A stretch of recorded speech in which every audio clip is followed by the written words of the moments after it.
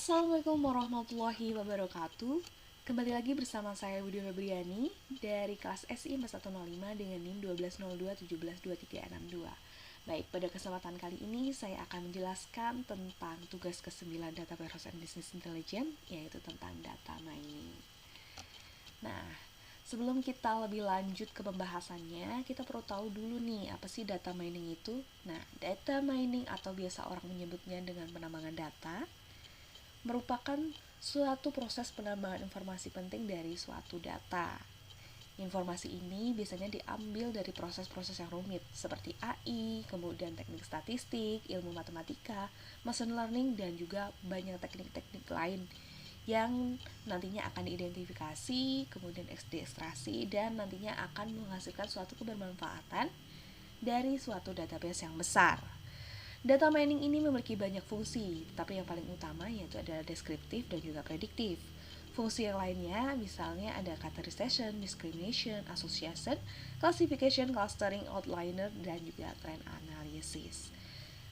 Nah, dari data mining ini menganalisis data dalam jumlah yang besar biasanya ya, untuk menemukan suatu wawasan yang dapat membantu suatu bisnis ataupun suatu perusahaan dalam memecahkan permasalahannya, dan sehingga dia dapat mengurangi suatu resiko dan juga memperoleh peluang yang baru.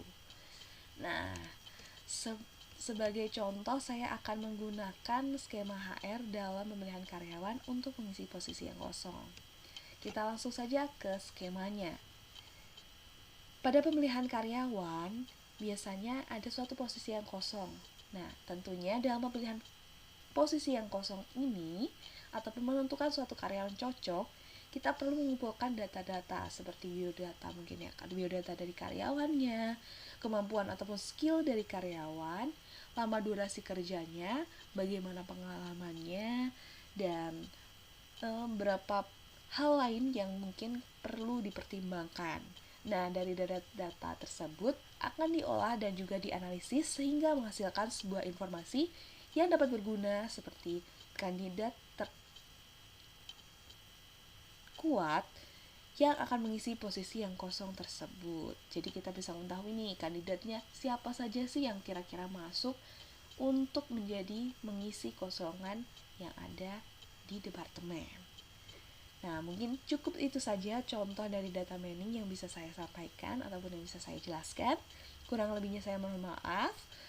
Dan singkatnya, mungkin semoga pemahaman yang tadi saya jelaskan itu bisa membantu teman-teman dalam memahami lebih lanjut data mining. Cukup sekian dari saya. Wassalamualaikum warahmatullahi wabarakatuh. Terima kasih.